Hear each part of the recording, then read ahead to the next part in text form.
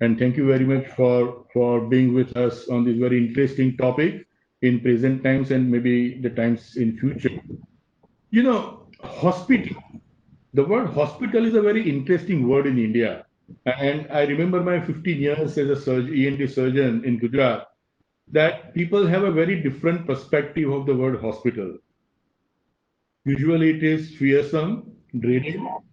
Nobody wants to go, but people ends up going there because they fell ill.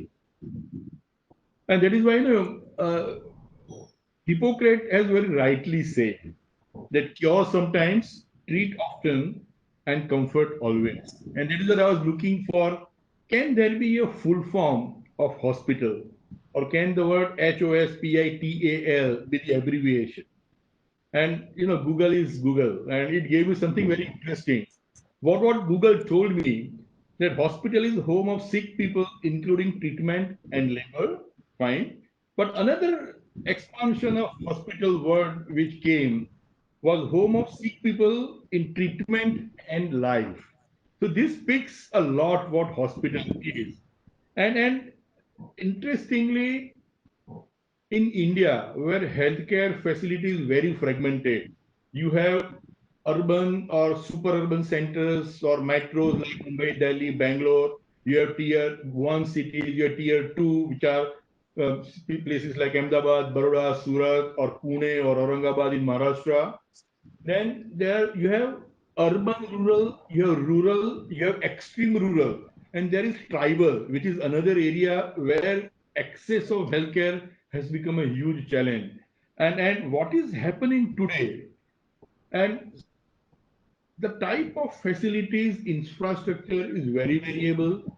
The business models across India, in my experience, being a lawyer, helping a lot of healthcare companies, hospitals in various matters, transactions, or regulatory work, there is very interesting divisions are there. You have one place, huge corporatized, excellent corporate hospital with excellent infrastructure. There is another group of hospitals which are private nursing homes, which I had, which one of the speakers, Jayesh, has, which is owned by one doctor or a family of doctors or maybe few friends, a small setup. You have dispensaries and clinics, and you have tribal areas. Now, what happened? Everybody was happy, and honestly speaking, healthcare infrastructure in India is not great. Even if you see the spend by the government on healthcare compared to defense and others is minuscule. And possibly in the month of January, February, a wake up call came. And that wake up call was COVID-19. And suddenly everybody realized, hey, something is missing. This should have been there. And that is where I think what required possibly a change in thinking, a paradigm shift for the management of hospitals, for the doctors, for small type doctors or general practitioners who are more exposed to the common man, who are suffering more by getting contacted with COVID-19 virus and suffering from corona disease.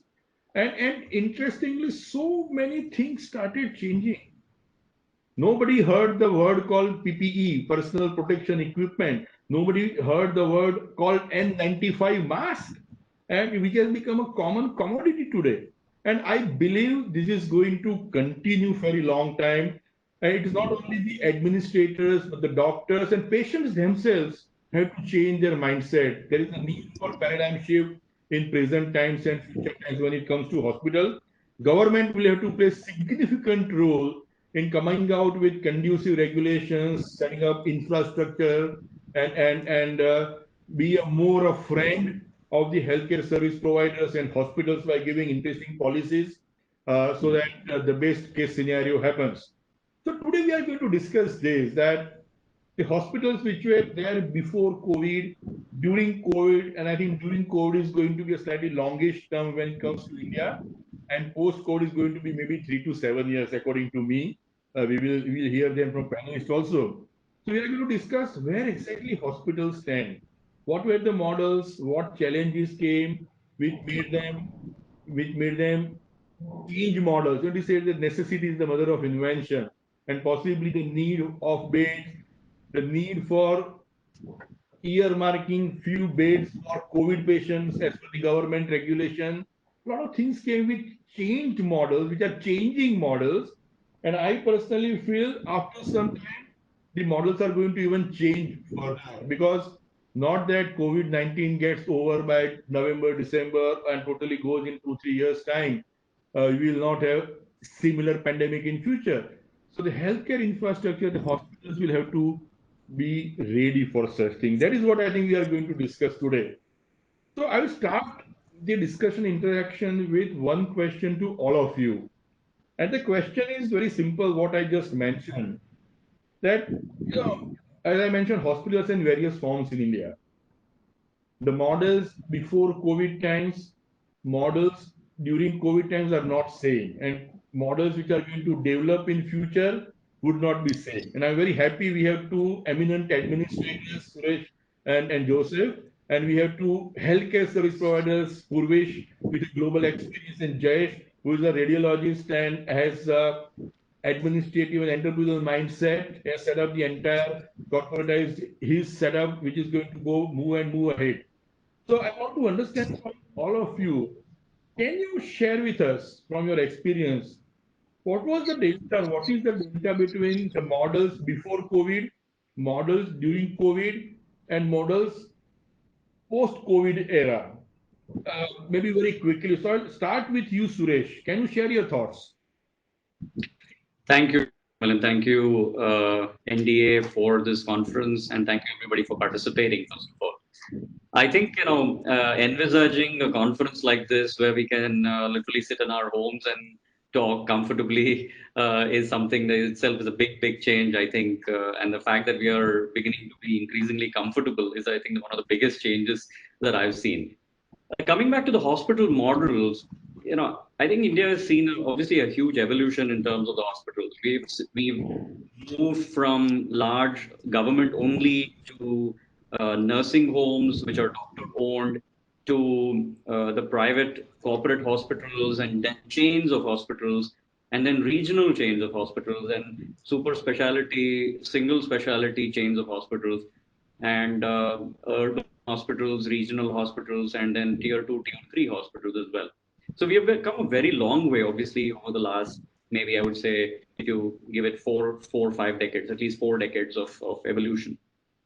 On the other hand, I think the infrastructure has been constantly upgraded within, and private sector has obviously led the way in terms, and investment and capital flow has impacted that very positively. So I would say we have done exceedingly well despite the criticisms in terms of lower investments. But the government investment in terms of the primary and secondary have always been short of what one would consider ideal for a country of this size and magnitude and scale. And during these times, I think everybody is realizing the shortfall or the gap. I don't think the data was not available, but nobody really looked at healthcare in the country, right? All of this information in terms of the lack of ICU beds or in ventilators across the country, or the distribution between urban and rural, everything is known. It's not an unknown at all. But post COVID, I expect a lot of this to lead to consolidation, primarily because we have seen cash flow issues amongst a large number of the smaller hospitals. Doctors may not want to practice in the small hospitals, which may not be able to afford the infection control practices that are necessary for high quality care. We also believe that because of this, there will be a lot of M&A activity that is going to happen. There is also my expectation that specialization or super specialization for some of the areas will accelerate, while a generalist approach for secondary and primary will also accelerate. I think we've not seen so much of general healthcare delivery as is ideal. We have got too super specialized across the country, which is unaffordable for a country of this size. In my opinion, we also need general healthcare, general specialists like GPs and high quality, and that should hopefully get triggered because of this COVID. The other thing I would expect is community participation. So we'll talk more, but I really expect a lot of these models to continue to evolve. Thank you very much, Suresh. That was a great overview. So I'll move on to Purvish. Purvish, your thoughts from your Right. experience. So you mentioned my job with Americas, and One of the things there was medical preparedness for disasters. So maybe 5-7 years ago, when COVID was not on the era, we were actually doing training and doing simulations and workshops on disasters due to chemical, biological, nuclear, and other disasters. But whatever we did was for a short period. There was an episode, maybe an accident. It lasted for a few days, and then everything went back to normal. Unfortunately, that is not the case now. And Milind, I'm with you when you say that this is not going to go away in a couple of months. This is going to probably continue at least till the end of the year, if not longer. And therefore, it is going to bring about a new change. And the World Medical Association also changed the Hippocratic Oath, if you remember. And the Yes, new addition was that the healthcare professionals, doctors, have to take care of their own health own to health. look after the patients. And I think that has been, totally highlighted in the COVID era. Uh, the uh, the lockdown that happened was a good thing, and even though there are a lot of critics, I must say that it gave us time to understand how to tackle the problem. Whatever experience was there from Italy, whatever was experience was there from New York, has taught us what is required and also what is not required. So that is the important part. We were able to ramp up our infrastructure as well as be prepared so that we have developed SOPs on how to deal with this. One of the comments mentioned was cash flow issues by hospitals, and it is not only small hospitals. Even big corporate hospitals have taken a big hit. Fortunately, the profession, the part of the medical part profession that I am in, oncology, it continues to be an important treatment, and it contributes to 30 or 35% of the revenue right now for many hospitals. So they are actually cross subsidizing other departments who are not developing or having enough revenue. So I think this is how things will change as to, for instance, joint replacement and orthopedics, which was important for Shelby, and it was providing maybe 80% of the revenue, is now less than 10% of the revenue. So these are dramatic changes that happen suddenly, and then we have to respond to that. So these are things that are going to happen. And when the lockdown is released, what happens is classically what we see in Mumbai and Maharashtra. Before the lockdown was released, we were having 2,870 new patients every day. That is over the, and then 5 days, 7 days ago, it changed, and now it is 3,400 new patients. So, like you rightly pointed out, community transmission is there. It will continue to remain for several months, and we have to be ready for it. Now, talking from the health infrastructure hospital point of view, one is to look after the mental health of the patients as well as the staff. The second is to develop SOPs of how PPEs have to be used in a judicious manner so that there is no wastage of unnecessary expenses related to that. And at the same time, look after our patients. So, this is what is going to be the new normal, and we have to be very nimble and light-footed to make sure that we change according to the circumstances. When the COVID is at peak, some surgeries have to be postponed, and as the COVID starts receding, whatever the surgery was postponed needs to be done before we start having another problem. So these are the dynamics, and I'll hand it over back to you. Thank you, Purvish. So, Joseph, I'll come to you. I think Narayan Didal has a huge footprints everywhere. Very interesting model also. So, I just want to understand from you the entire data between pre-COVID, during COVID, and post-COVID. Your thoughts, please, Joseph. Yeah, so like the previous speaker, Mr. Parikh, rightly pointed out, yeah, the cash flows, revenues are being hit. Even as I talk to you, not only small hospitals but even large chains like us. Yeah, like a lot of elective surgeries, lifestyle surgeries will take a back seat. They wouldn't want to expose themselves in the hospital now. Obviously, emergencies can't wait, urgent, semi-urgent, and that will go on. But that forms maybe less than 40% of our general volumes. And luckily for us, large greenfield hospitals like Narayana Hrudayalaya Health City in Bangalore, we have the luxury of space, landscape, So we have a separate building earmarked, dedicated for COVID and fever clinics. So the main hospitals, the tertiary care, cardiac hospital, and the multi-specialty hospital doesn't get hit. So infrastructurally, we are well off. The PPEs that we spent, we must have spent close to about 2.5 crores on PPEs alone, just the PPE, just to ensure that the doctors are safe. See, the biggest challenge here is to ensure our staff, that is our nurses and doctors, that you are safe. Because until and unless they get that psychological edge that the management is looking after them, because if they fall ill, who's going to take care of the patients? So that was emphasized and re-emphasized and told them from the very beginning that the safety, donning, doffing, training PPTs used to go on ballistic. So the future, if you ask, like a lot of things will become the new normal. Now about 80% of our OPD consultations is done online, right? So what Dr. Devi Shetty used to always say, the Amazon moment in healthcare. I think COVID-19 has proven to be a catalyst in getting this Amazon moment in healthcare as a new normal. Majority of the consultations, even post-COVID, will become online. Online registrations, online consultations, telemedicine. Yeah, those will be the new normal. And people will come to the hospital only when they need probably an ICU care, because even the other ward hospitalizations will be at kind of a remotely managed virtual platforms, devices, wearables. So that will be the link between the patient and the doctor and the hospital. So a lot of home health, the talking devices, which again managing your patients over the phone, telehealth, that will be the new normal. So you will find the approach of building hospitals mortar and brick will come down drastically. So right now, it's about 30% of our hospital beds are ICU and 70% are wards. This will change, tilt the other way around. So you will have a large number of ICU beds and very few ward beds. I think this is the future that's going to be the new normal.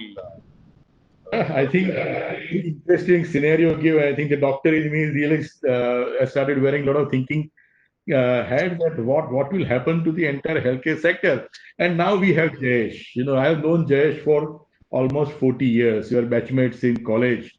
I've seen him as a very, very interesting, technology savvy guy who always wanted to do some things differently. And that is what he has done, that from a simple radiology clinic to setting up the entire corporate setup on diagnostic setup. And he's on the ground. I have been talking to him for some time during COVID, and a lot of things which he tells me are mind-boggling.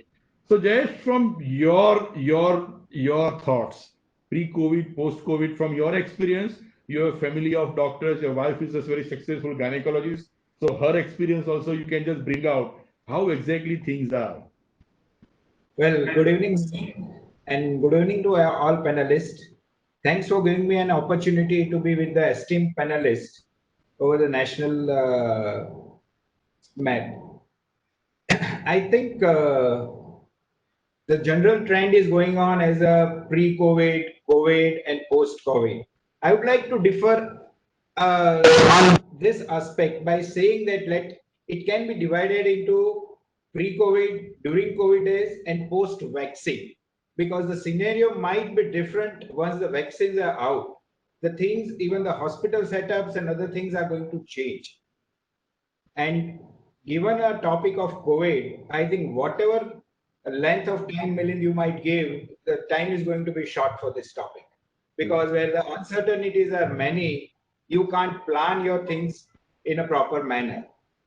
Now, coming to the topic, we all know what the pre-COVID days were for the doctors. I would be talking more on a smaller setups and the private practice oriented. We had a lot of footfalls during the seasonal footfalls. With I being a radiologist, we had liver abscesses, epidemics of liver abscesses, then chest x-rays were taken in different forms. But during COVID days, as the lockdown was implemented in all over the nation, the most surprising aspect was, I work in a corporate and as well as in the private, the most surprising aspect was, there was, as expected, the emergencies would go down. Trauma was almost zero, no trauma because of the lockdown.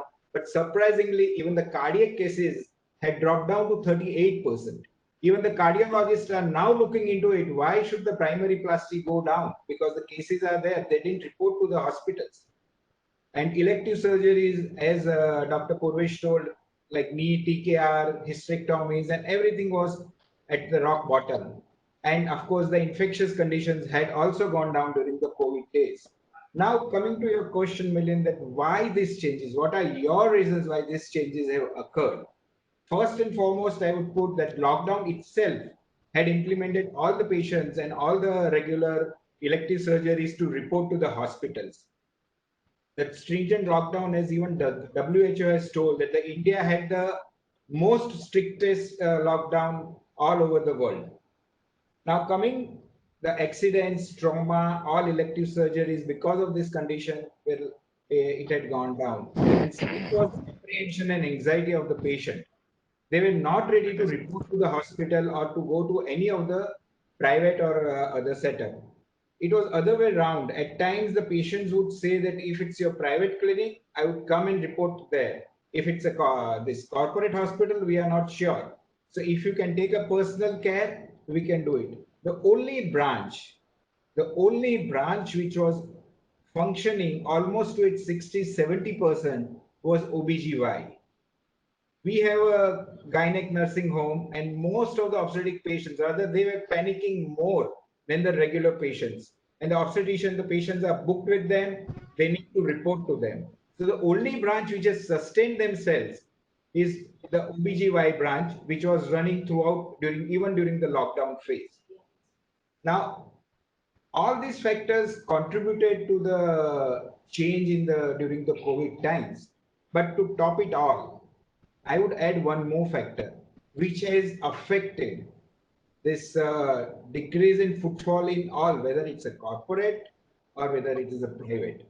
I would put it as a role of reversal, because now is the condition where instead patient fearing the doctors, like Milind said, the hospitals initially in those old days, everybody was fearing a hospital. I need to go to a hospital, injections and surgeries and other things.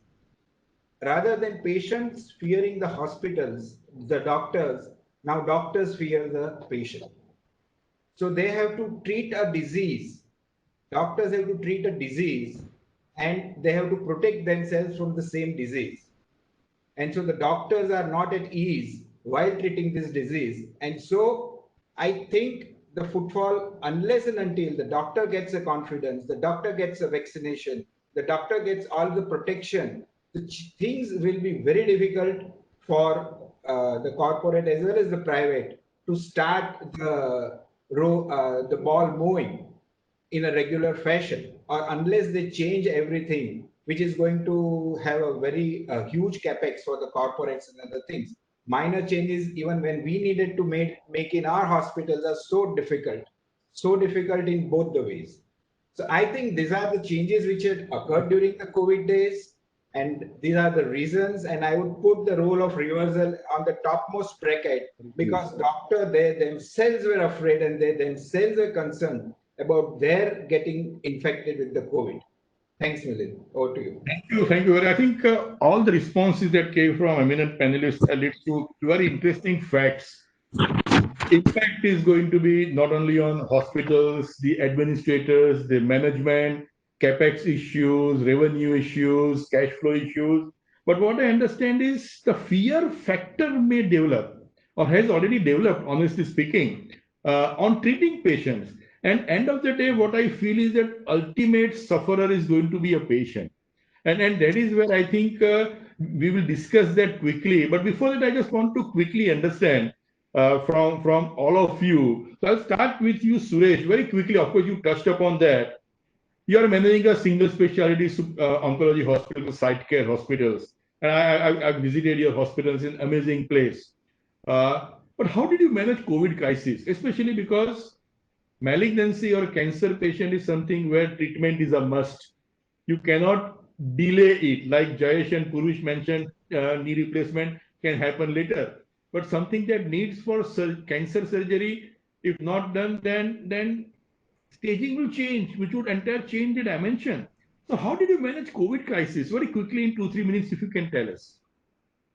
And to be honest with you, Milind, we learned along the way. It was not part of the business continuity plan discussions for NABH, for example. When I looked at the risk mitigation strategy, I went back to that document that we had submitted, and we had looked at everything, and there was one which was biological threats, and we have dismissed it as something that very unlikely, and it actually happened as a black swan event. So we actually learned along the way.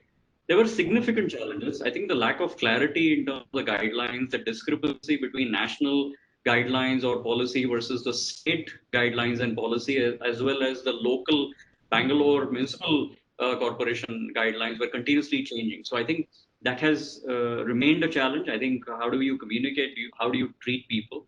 International patients was a significant component of our pool, and therefore we got impacted quite significantly. But patients already here, what do they do and what kind of continuity of care can they provide?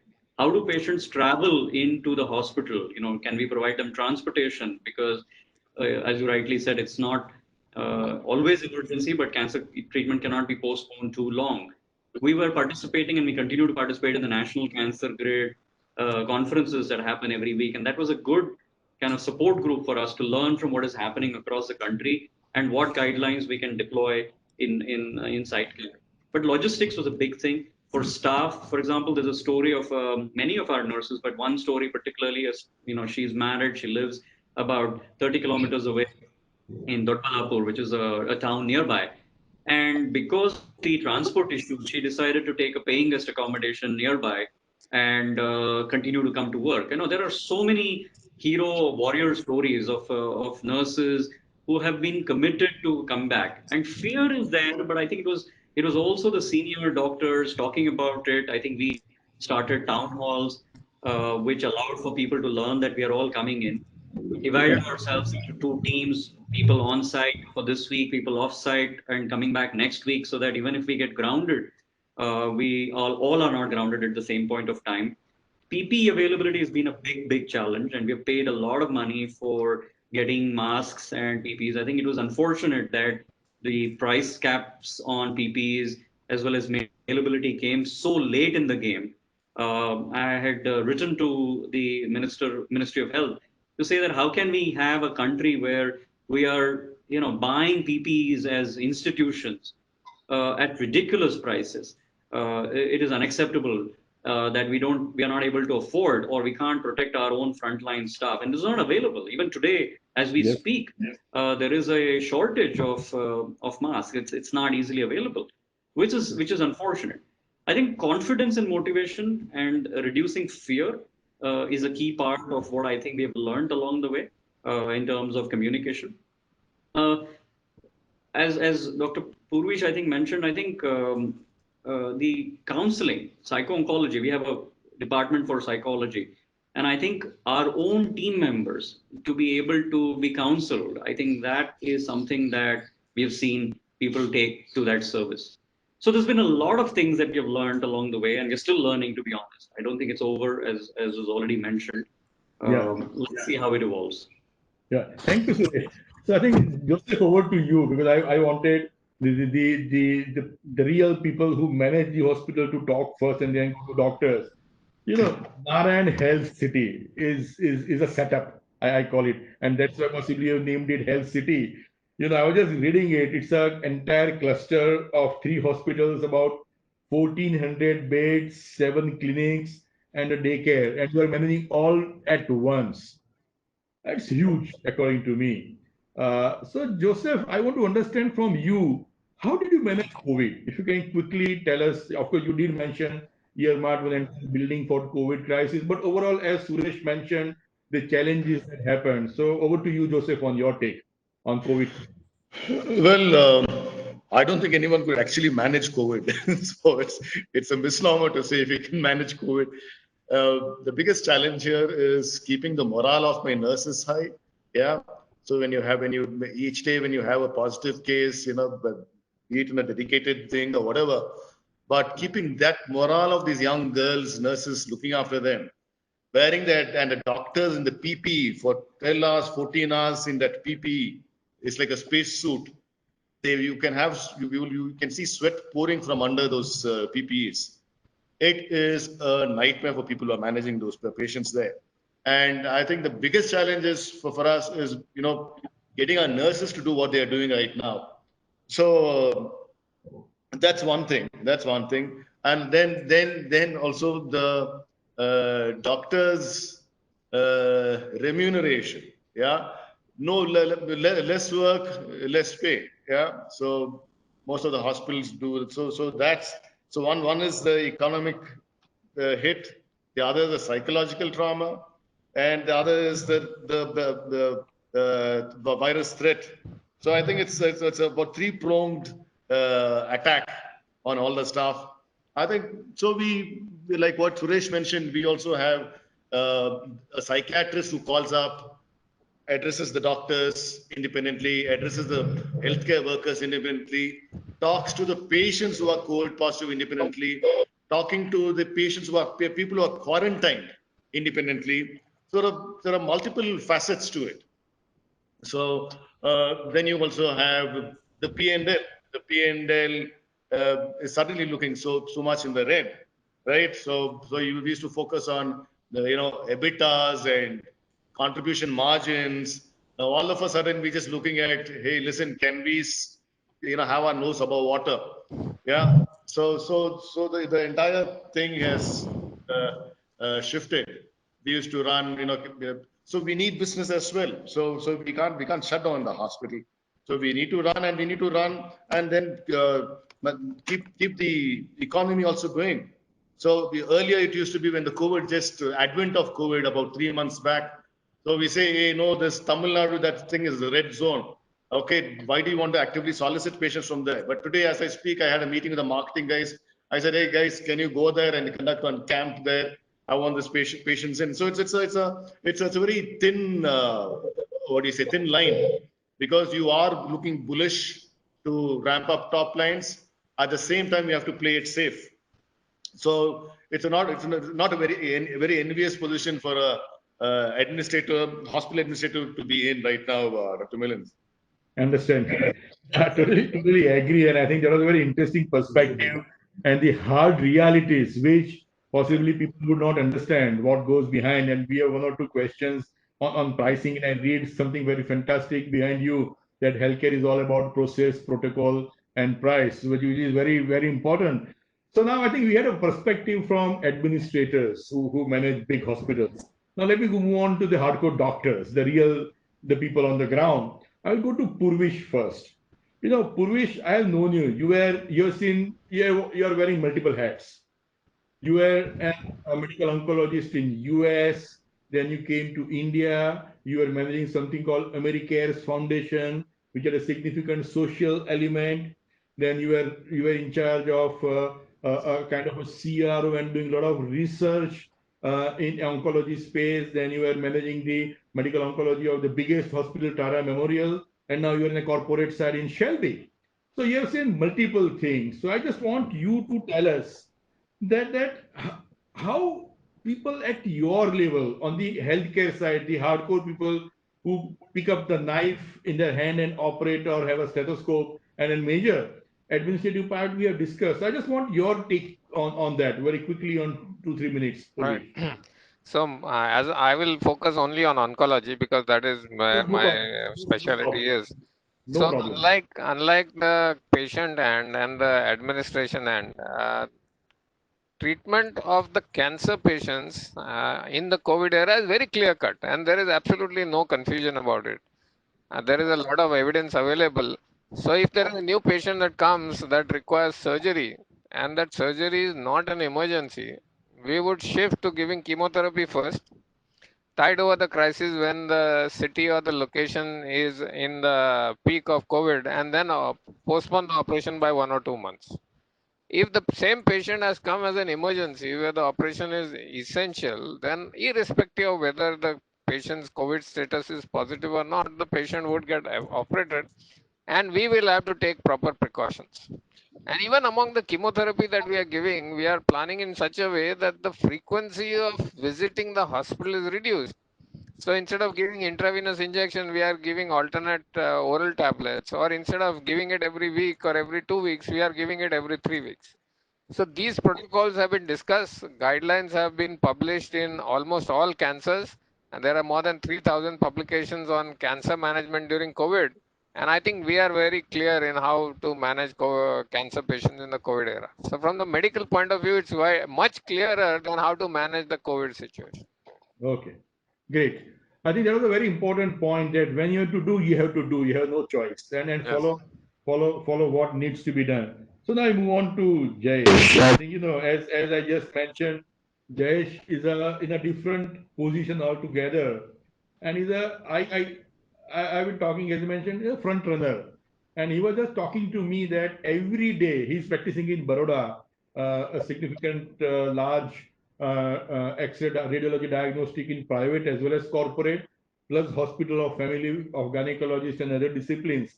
And he was telling that every day he sees at least 3 to 4 positive cases, either in CT scans or X-rays or diagnostic facilities.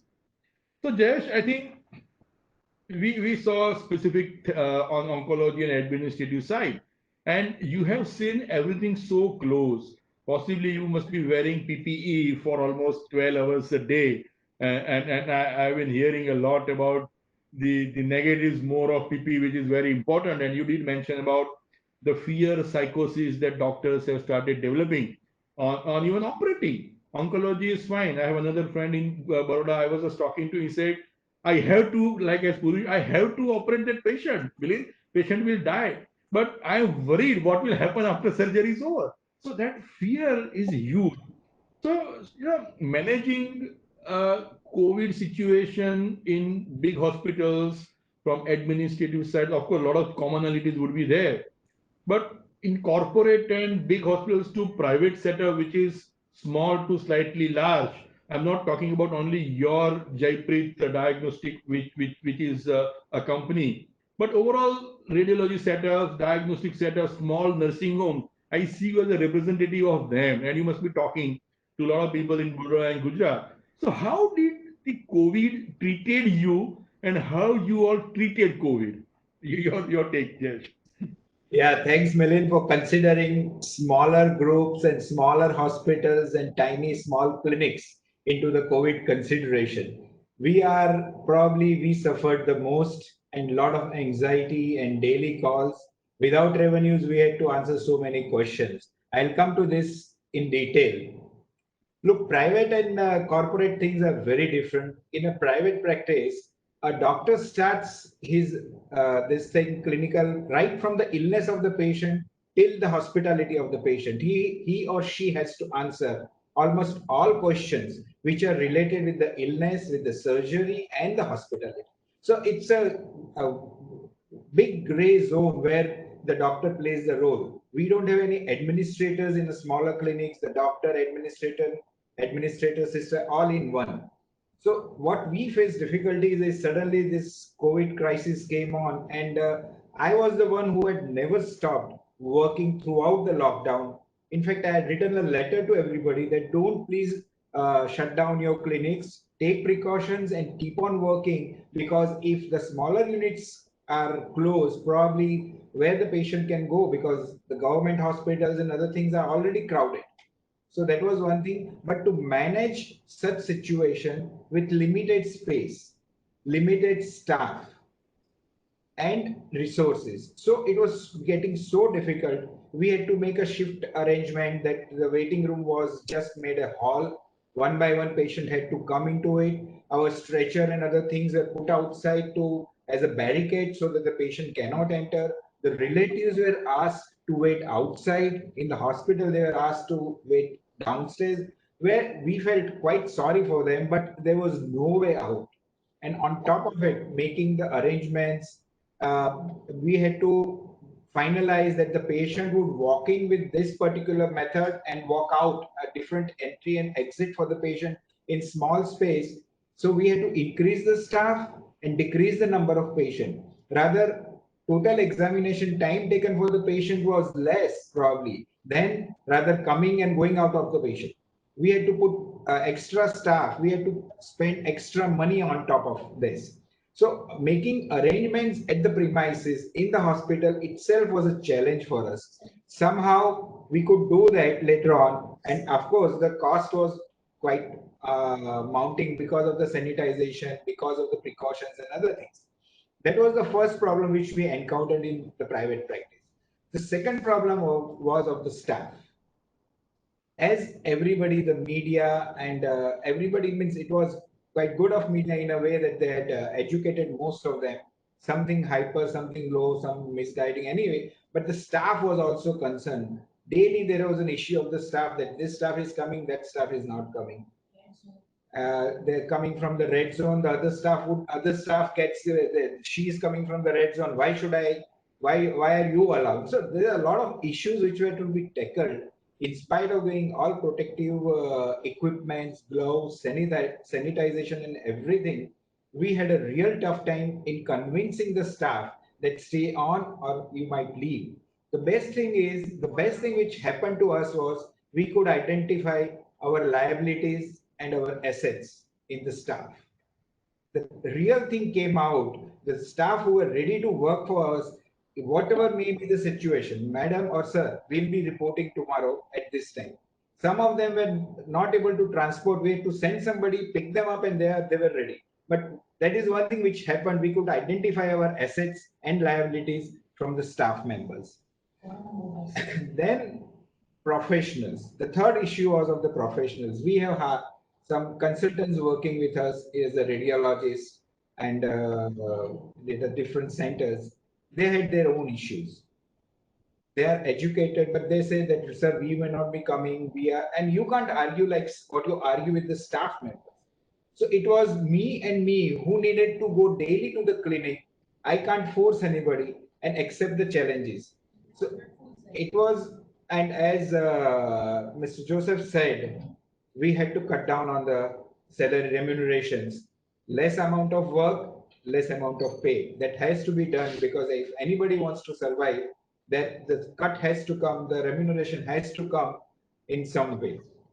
That was the aspect of the professional. But the best aspect was the technical. The silver lining of this event was consultants, clinicians who were not ready to accept reports on WhatsApp, who were not ready to pick up the phone, okay, who were said that get the X-ray, get the report, then I'll treat you. Now they are ready. They're eagerly waiting. Okay, why aren't you getting a WhatsApp report? Why don't you mail me the report? Now even the images, CT scan, we see a lot of COVID cases nowadays on CT. I just mail the CT, HRCT images, and they are comfortable with that. So in a way, it has worked for us in the sense that digitalization, telemedicine is coming to our help, and probably we should score on this, especially the radiologists. I recently ordered a DR system, digital radiography, so the patient walks in, stands there, X-ray is taken, and the time which is spent on the patient goes down drastically. So we have to invest in new technology. We have to take the help of telemedicine. We have to digitalize ourselves and educate clinicians for the digitalization. I think that would work, and I think it would work for better. Thanks, Milind. Excellent, Jayesh. I think this is what the hardcore things are, and people possibly don't know what really happens. And I think you have answered one or two questions on fees, etc. But I think you touched upon a very important point, and we have very interesting 3-4 questions coming, and we have almost 15 minutes left, and Mukesh will be extending at least 5-10 minutes because the discussion is becoming very interesting. I had a few questions, but now I'm merging last questions into one. And I'm going to ask this question to everybody. The excellent download by all of you on how COVID happened, what are the challenges, what really happened, cash flow issues, PLN is going into raid, procuring PPEs and masks is become a challenge. And everybody said, Jayesh mentioned about the huge challenge, the private sector, which is significantly large. In India, everybody doesn't go to big corporate hospitals. There's a big number, as you mentioned, tier 2, tier 3, tier 4. They go to the private setups and clinics. And not to forget, I think I would like to mention there is one question also. The municipal hospitals, the small setups, government hospitals have played a huge role in managing, because now we are going into the future. Before we go into future, I think I take this opportunity, this platform to, I think, appreciate and applaud all small setups, government setups, primary centers, municipal hospitals who have played huge role with limited resources, limited COVID cases. And classic example is Mumbai, where suddenly the place like Dharavi, the growth rate which was 70% has gone down to 1%. And there is a small setup which played huge role. Now let's move on to the future now. And let me ask question to all of you. Uh, and I got a very interesting perspective from four different contexts.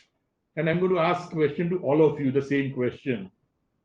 Where do you see future from your experience? Jayesh mentioned telemedicine or digital health is there, definitely. Fortunately, law also has changed. Darren will touch upon that. Otherwise, sending report on WhatsApp was illegal under law from India before 25th of March, though it was happening.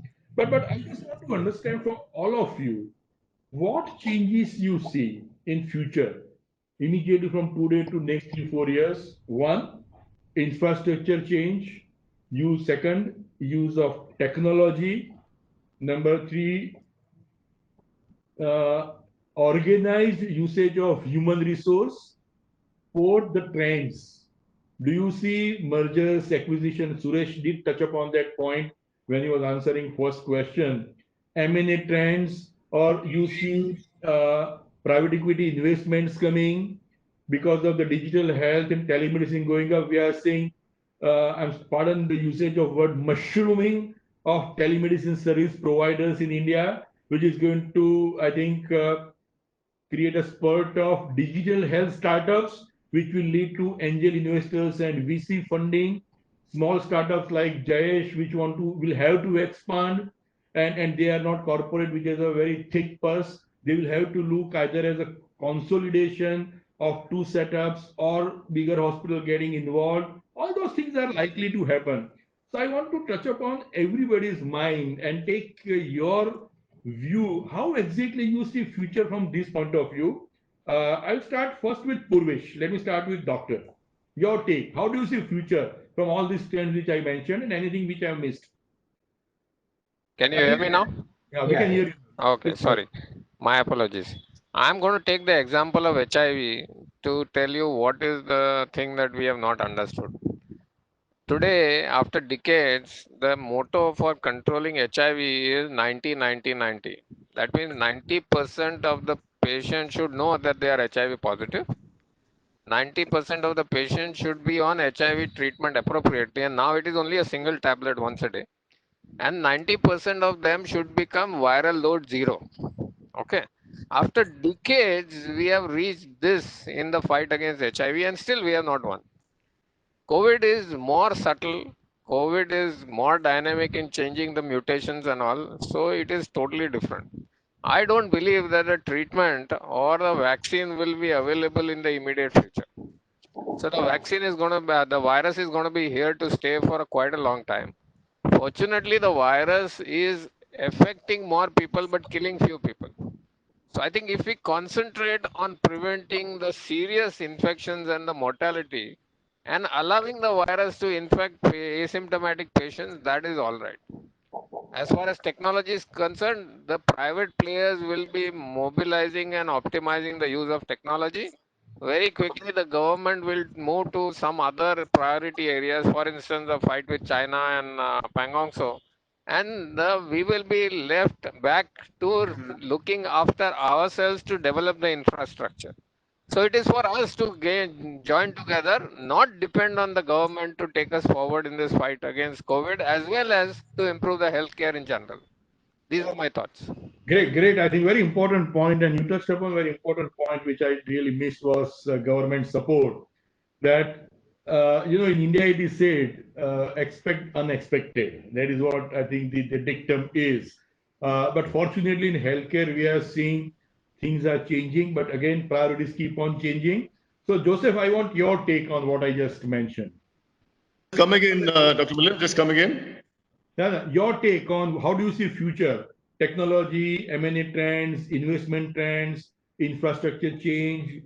Would government play a role, or you have to just like ecolo type of a situation? How do you see hospitals changing their model, redesigning their model in future? As I told you, Dr. Milind, I don't see when I think investing on greenfield projects will take a backseat for quite some time now. Yeah, sunk capital, buying land, building large infrastructures. I think that will be something of the past, at least for private players like us. I would we would invest more on technology. We would invest more on even now as I talk, we are partnering with Microsoft. We are doing all your EMRs. Then we are investing in we've kind of started our own ancillary IT company, software IT company. So we did this this is not during the I'm talking pre-COVID era itself. We anticipated that, and I think that is going to be the future. The technology and software is going to be the future. Like virtual ICUs, like even now, what we do is we have a center in Cayman Islands. We have a hospital in Cayman Islands. Yes. There, our intensivists from Bangalore monitor their ICUs. We have virtual monitoring, and then they give inputs because of the time zone difference as well. Yeah, daytime we have a set of intensivists who monitor patients in the ICU in Cayman. So that was something which was never thought of. So that is going to be the future. So Yeah. I will, for the next couple of years, my investments, my acquisitions will be a little less, but we might have acquisitions of, maybe smaller hospitals, which may not, because that's the future. Because I think a lot of players might want to give up. Even if I speak now, there is Hosur, Tamil Nadu, a couple of nursing homes have shut shop. Very, very sad, because there are no cash flows. Nurses are not there. The healthcare professionals are not the doctors, as Mr. Shah, Dr. Shah rightly said. A lot of doctors were probably hesitating to go to a smaller hospitals. I don't know, correct me if I'm wrong, but I think because probably the investment in PPE and safety was not there, is my assumption, would fold down. But we would definitely invest more on technology and software, Dr. Milind. Okay, thank you. What is coming common is technology, and Jayesh did mention about that. So Jayesh, I'll come to you now. On how do you see future on the trends which I mentioned? Are you ready to get acquired? Let me put it that way. Or for that matter, everybody, and we have a significant number of attendees who are doctors in private setup, small setup, large setups. How do you see future for the entire hospital sector from a doctor point of view, who also is a co-founder of a diagnostic setup, which is going to become a corporate hospital soon, may become a corporate hospital soon in the future. So your take, Jayesh, on that. Sorry. Milind, I want to tell you, if you want to jump, or if you want to climb a tree, if you want to skyrocket, you need to have balance. Balance is the primary thing. A balance on ground level has to be there. We might think that the future challenges like that we need this thing in place, but I would say the coming future we need to change the architecture of the hospitals, keeping in view of this pandemic, social distancing. That way, the architecture has to be planned out. Second thing is the protocol SOP of all the modalities, all the investigation has to be laid down in the hospitals.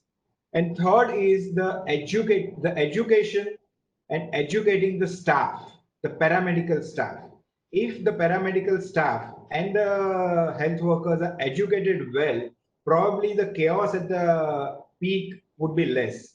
People would understand, people would get the clarification of the condition, and it would be easier for them. And of course, the technology is the future. But before that, the challenges are in India. Most of the healthcare is taken care of by private sector. Government has done nothing for this. I'll give you a simple example like Kerala and Gujarat. Gujarat has a population of 6 crores around. Kerala has a population of 3 crores. Now, Gujarat has, I think, now they are having about 15 to 20 medical colleges of late. When I started my studies, there were just 4 medical colleges, right, Milind? I think there were Yes. just 4 medical colleges.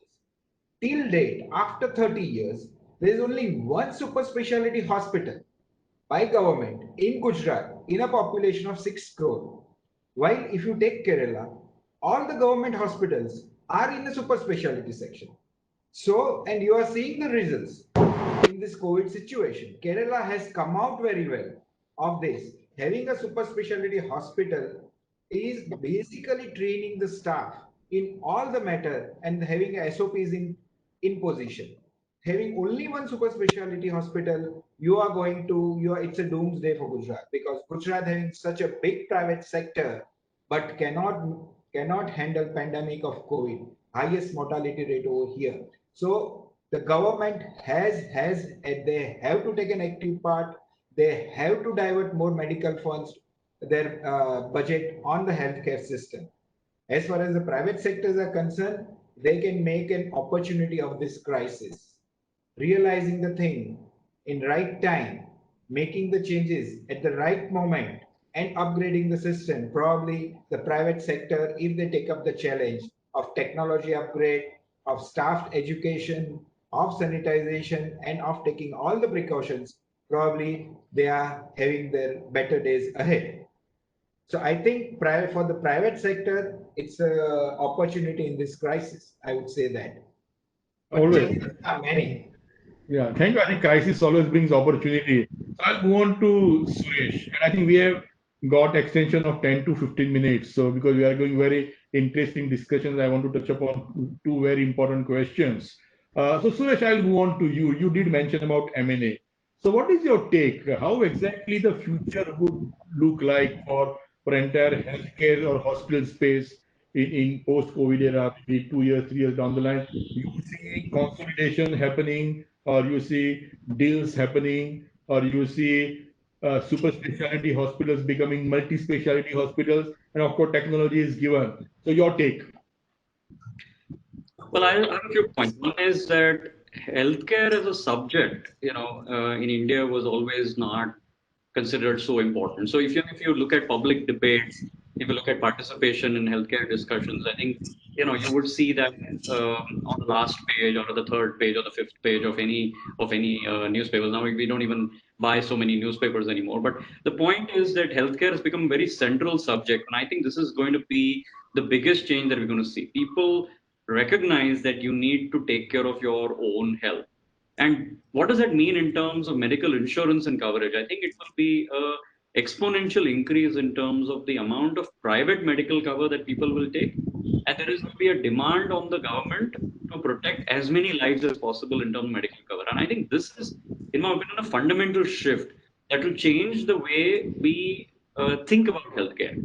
The second thing is, I think everybody's mentioned about technology. I totally agree. We're already using tele-ICU, for example, to get access to better quality, etc. It's not only non-availability of talent. I think you can actually improve the quality of healthcare delivery using technology. And I think it was always available, but today people's acceptance has suddenly shifted. So, in 60 days or 90 days, what was not possible maybe in a decade has happened. So I think the quantum of change is dramatic. But coming to the M&A segment, cash flows, as Joseph also mentioned, is a big part of the ability to acquire firms, right? Real estate costs have dropped. Commercial real estate costs are dropping, and they will continue to drop because organizations are saying, "Can we work from home?" Bangalore, for example, it will easily take an hour to go 15 kilometers, right? Or if you're lucky. But today you can actually travel at 25 to 30 kilometers in an hour, or maybe even more across the main road, because people are not coming out, and work from home for cities like Bangalore will be a permanent now. And we just today announced, for example, IBM may operate at 50% of its capacity in terms of real estate permanently in India. And what does that mean in terms of real estate cost? Dramatic drop, and I think commercial real estate will become has to become cheaper. This is an opportunity for hospitals because at the end of the day, you have to balance it, as Dr. Jayesh mentioned. You can't move everything to virtual. You have to examine the patient. You have to have a clinical review. You have to be able to touch and feel. And even with technology reducing that, you will still need to do surgeries. You will need to. So there is a need for physical infrastructure for hospitals, but the amount will definitely shrink.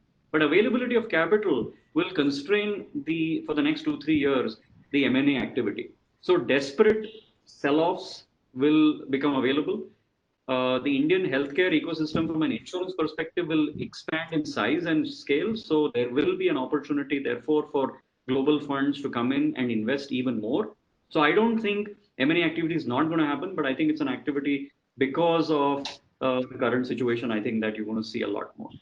Nursing and the availability of talent, a lot of that is also going to get significantly localized. I think people, from Kerala may want to go back to Kerala. So the nursing talent that comes from Kerala, you have to develop your own nursing talent in each of the states, and which is where I expect a lot more participation from the government actually. So to be able to create that infrastructure in the next 3 to 5 years.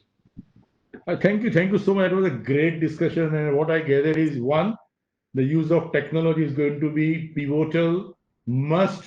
Number two, think beyond than what you are doing.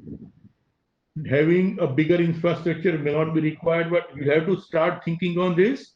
Therefore, there could be a possible consolidation of services working together. And the fifth, there is a possibility of opportunity for local resources for running an hospital or health. There are five most important things that come. So I think we had a great discussion, but I have my Major General Darren also sitting patiently for last almost 1 hour. So Darren, just 2 or 3 minutes maximum from you, the law. You know, uh, the law plays huge role.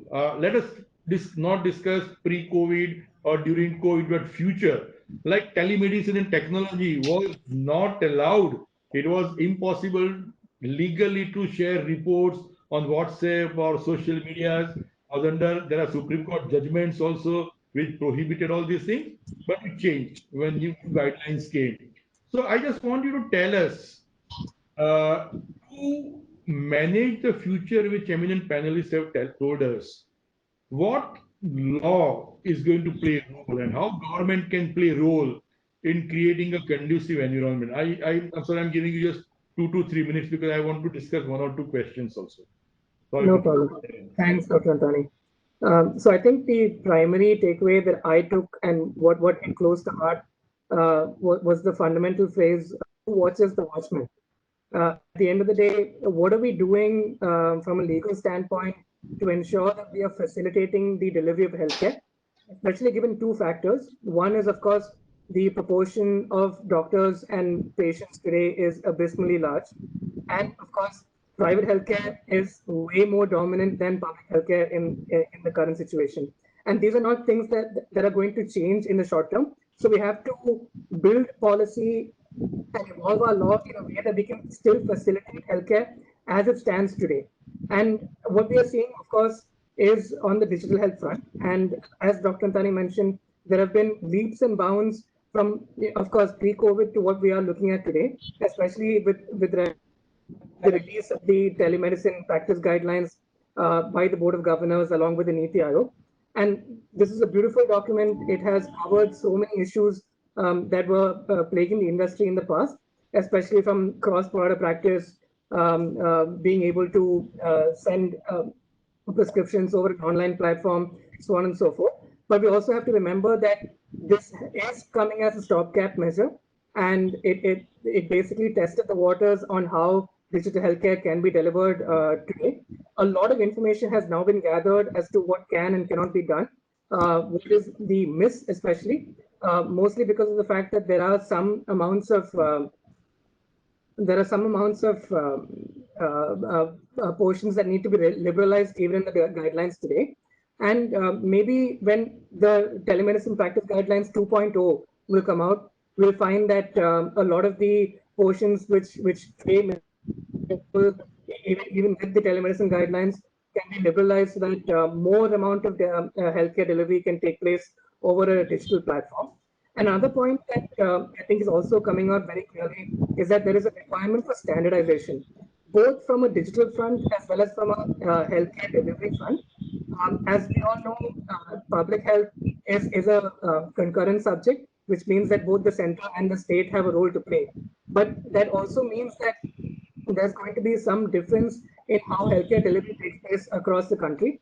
And there is a requirement today to make sure that we try and standardize healthcare across the country and we put down particular standards that are applicable uniformly across the board.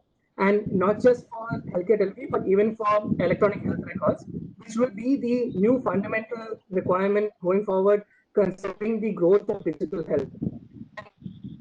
The fundamental or the foundation, we need to also, on a policy level, make sure that there is going to be a standard that's adopted across the industry so that healthcare records can be interoperable and it can move from one facility to the other without much of a hassle. The last point I'll touch upon is also on the pricing and the pricing, again, given the situation that we are today, where private healthcare is a lot more than public healthcare, a lot can be done in terms of being able to subsidize some of the costs, both in terms of capital as well as in terms of healthcare delivery. Of course, on the capital, the kind of infrastructure that the private healthcare set have to invest in, I believe it would go a long way if the government would be able to subsidize some of the costs of machinery that the hospitals had to invest in. And otherwise, also when it comes to healthcare delivery, we do see that states like Karnataka do pitch in for a lot of the costs that incur, and they do reimburse the private hospitals for the healthcare delivery that takes place. I think if that can be adopted more on a central level, it would go a long way in being able to provide one additional point is that I think also until now there was a huge focus on patient rights, patient charters, but I think what's also coming to light is that we also need to make sure that there's established charter for the rights of care workers as well, and some amount of it has come out by the Ministry of Health and Family Welfare, but I think that's something that we need to really also focus on today. And with that, back to you, Dr. Antani. Can you hear me now? Yes. Yeah, sorry. Yes. Well, excellent discussions, and I think just last question before we move on to 3-4 questions, short questions which are there, is a very interesting mix of audience, which are lawyers, law school students, private doctors, corporate hospitals, healthcare management companies, advisory companies, healthcare advisory companies.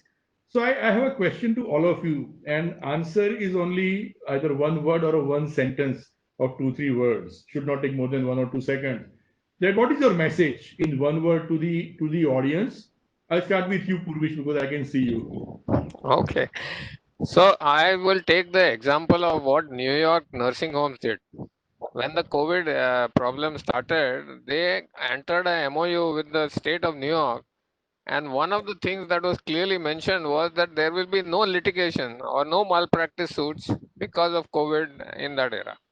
So I think all our private and public healthcare individuals have to get together to then, with one united voice, negotiate with the government. Government is not going to give us anything just on a platter. We will have to work and negotiate hard for it. So I think message is unite to face and talk to government. Yes. Joseph, your answer. One word or one line. I think, I agree. I think it has to be now collaborative approach between the more on a PPP model, and that would augment our thing to get over this faster and quicker. So it has to be more of a collaborative approach between the private and the government bodies. The collaborative approach between government and private sector. Interesting line. Suresh, your answer. One word, one line. I think this is an opportunity for healthcare to build greater trust in the public. We are in difficult situations, private, public, and the patients. And I think this is an opportunity. We must convert this to building trust in the community.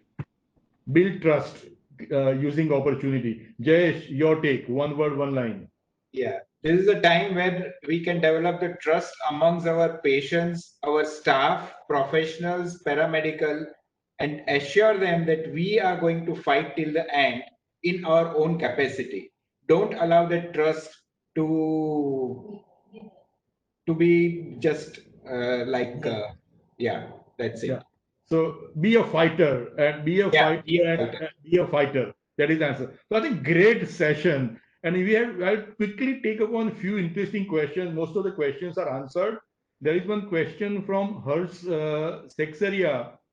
Uh, the question, of course, this one question is on e-consultation, which we have covered. He has asked that what does the panel think of limited migration of patients to visit nearby city hospitals for surgeries, implants, and its impact post-COVID. So I think Purvish, I want to ask you this question. You can answer this question. How do you see patients not going? Apologies. I would like that to happen so that then there is equitable utilization of local infrastructure and services. But I doubt that it will happen. For the patients who are willing to pay and who have deep pockets or somebody else is paying, they will continue seeking the best healthcare infrastructure and professionals across India, and it will not be limited to the local area. Yeah, great. Second question is a very interesting question. I would want either Suresh or Joseph or anybody to answer for that matter. I'll ask Joseph this question from Ajay. Hello, what is your thoughts on the time frame for hospitals to come back to normalcy or closer to a real operational and patient occupancy for non-COVID treatments? Joseph, your take. Yeah, if you see the way virus has behaved across the world is kind of a 6-month trajectory. Now, as we speak, we are now in our 4th month. So I would say there will be, as I started off the discussion, there will be a peak in about August. I would say the entire calendar year is gone. We should look at some kind of normalcy by January next. Is my assumption. Again, it's an assumption. Yeah. Okay. I think next question, of course, is from Pradeep Lokhande. I will answer that question. If any 5-star multi-speciality hospital facility available in India, there are many stars are stars, but the hospital setup, which is best possible setup, would some hospitals in Mumbai call them 7-star also? But another important question is if FDI facilitated. Yes, government has a very conducive law for FDI, which is, I believe you are looking at foreign direct investments. So other than pharma in hospitals and medical device sectors is 100% automatic route, depending upon how exactly this action is. But there are 5-star multi-speciality hospitals are available in India. I think next question I will ask Jayesh. Jayesh, it's a very interesting question. Give me a second. Lost it. Sir, do you think my granddaughter, the question is from Kishore Kumar Matre, do you think my granddaughter or son should study medicine because doctors did excellent job during COVID, but they and their family were the most sufferers? The noble profession has become threat to life. So Jayesh, what is your take? You're both kids doctors. Yeah, I think that this is a debate which is going on, and I would put in a simple words: first choice, second choice, third choice, fifth choice, all 5 would go for medicine. Medicine, medicine, medicine, and medicine. There are challenges in every branches, but being in medical profession, you see the human life quite closely, and finances and other things which are going to be there. It's you can make money anywhere, anything. But I would say that medicine is the choice.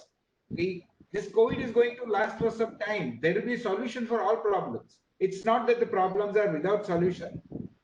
So I would say that even if my granddaughter would ask, if at all they ask, if they would ask me something, I would still say it's a medical line. Okay, great.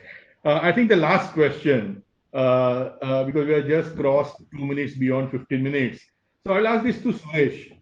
The question is from Snehal Dikshit. He is a cardiothoracic surgeon in Gujarat, my batchmate. Do you foresee government taking over, into inverted commas, private sector for the time being as per Epidemic Act? Suresh, your take. It's not going to happen, but Suresh, your take, and I think Joseph, you can also add. I think it's unlikely, very unlikely. I think what might happen is participation along with the private sector, which will be necessary because there is capacity available there, there is resource and talent available there, equipment available there. So there will be a need to partner with private hospitals rather than rather than the word takeover, I think. Okay. Yeah, that's Anything? exactly what I chipped in as well. It will be more collaborative approach, which is going to help us get over this. Yeah. Purvish, you want to add anything? In the city of Mumbai, there have been several nursing homes that have received notice from the government saying that now yours is a COVID hospital, you have to look after patients, you have to manage the staff, and you have to manage the cost also. So it is like, a very high-handed manner in which the government has taken action against certain infrastructure, healthcare infrastructure in Mumbai, which is very unfortunate. Yeah, that is true, I think. And there is one question on pricing by private hospital also. That is where I think he would have understood that a lot of hidden costs are also going on in COVID times. However, government is looking at capping certain costs. Maharashtra has come out with notification on capping certain pricing. So, Jayesh, I want to come back to you to answer the same question. Do you think government taking over? I doubt.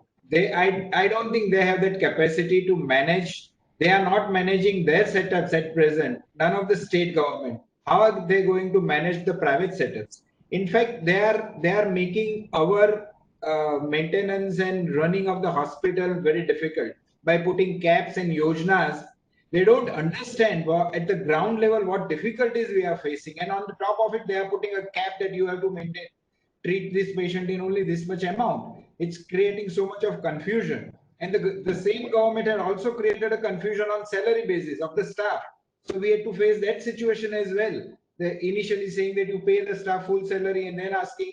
So staff was very comfortable at staying at home. So I doubt whether government can do anything. They have to at least increase or update their infrastructure and let the private players do their job, and probably private players are doing it more sincerely, I would say. I totally agree that government, only thing I see is that government would change their stance from offensive stance to defensive stance toward healthcare services, which has been very offensive last few years. So before we end, I think I would want Nishith Bhai to give a quick comment on the session for a minute or so. Yes, of course. Always there with you all. Thank you so much, each one of you, and wonderful hearing. I've been listening to the conversation very intently and with a lot of interest. It's been brilliant, I must say, each one, I think. And not a minute was a dull moment. But I do not want to take too much time. One point I want to make, I think, an issue has been raised about, government funding, government taking care and other kind of stuff. I think one ask we should have from government is that today we spend $10 billion out of a budget on healthcare, $15 billion on education, and $60 billion on defense. Now doctors are new soldiers, and number two, that obviously how will government match up with $10 billion if the numbers are right? And understandable that there could be some expenditure on the defense or security or whatever, but I think it's totally disproportionate. We are not paid enough attention, and least attention to health looks like, which is the most difficult sector to manage as well, as was mentioned earlier. We really need to rethink on that. Out of $60 billion, if you increase $5-10 billion more on diplomacy with less defense equipment and with less of a defense expenditure, we may be able to achieve a lot more, number one. And so we have to recast the whole diplomacy and see that the world is moving towards the fact that, the wars are not going to find solutions. I'm not talking about one country or the other, but in general, in war, no country wins, only companies win. And in the process, the the defense budget becomes bottomless pit. There will be no end to the whole thing. And also 80-90% of the defense equipment just gather junk. You don't really use them because it is just sitting there, and just be prepared and the orders and stuff. I'm not talking about one country or the other, but in all countries you have to come together. And it is very important that we rethink how we would like to see the new world unfolding after the COVID. uh, you know, and it's very, very important that we have more budgets on healthcare. And then, of course, if people are healthy, and if people are more educated, perhaps we'll have better diplomacy, better way of doing things than just fighting and bloodshed, which is very sad at times when you see people either side. Human life is human life, okay? One side of the river or the other side of the river. But I think something we need to really think as a world, and in terms of planetary, evolution.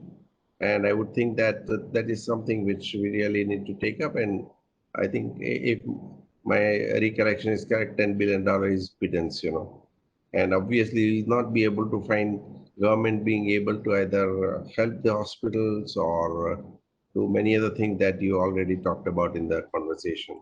So let's rethink, and I think doctors should also learn a little bit about economics. And so when budgets come, before that, I hope doctors will make some case out that we need to increase healthcare budget. And you've done really exceedingly well during these COVID times, helping people out. And as you said, being in the PPEs and stuff like that for 10 hours, 15 minutes and stuff like that. So, it is not easy job too, although it may look one. Lawyer's job is easy. Some people will think, of course, that's not easy too. But I think doctors is really tough. It's not very. And I think what I also understand in the US universities and some other places now, people have dropped out of medical education, in the sense they don't want to become doctors because they thought so far it was only money. Now it is challenge. And I think so we also have to see that there continues to be some motivation for people to take medical. And if beyond that you want to become, you can become lawyer. Okay. Well, Thank you so much. Appreciate your conversation, and it has been really wonderful. And I hope we had a large audience today, and everybody understood the role of hospitals and new models coming up, and we can all work together to say that we have better, healthier life. Thank you. Thank you, Nishith. No wonder you convinced one surgeon to become a lawyer 15 years ago. That's me. I think that was a great discussion, and Nishith gave a very different, independent perspective. So I would like to just end the session by quoting Hippocrates again. And Hippocrates said that healing is a matter of time, but it's sometimes also a matter of opportunity. And that is what possibly has come in the COVID form, and everybody said. And I would just say that the word which Nishith has taught all of us at Nishith, our firm, is the word called competition. I think the time has come to compete and cooperate in our profession in post-COVID times. That is where I think the collaboration with the equal zest, enthusiasm, and encouragement from seniors and others would happen, which will take us to the next level. And that is why it is said that hospital alone shows what war is. I wish that it just remains war and doesn't become a battle. Thank you very much, Suresh, Joseph, Purvish, and Jayesh, and Darren, for being a great panelist. Nishith bhai for your wonderful comments, and the attendees for staying long, additional half an hour. I apologize for extend, but discussion was going so well, I had to extend. So thank you very much.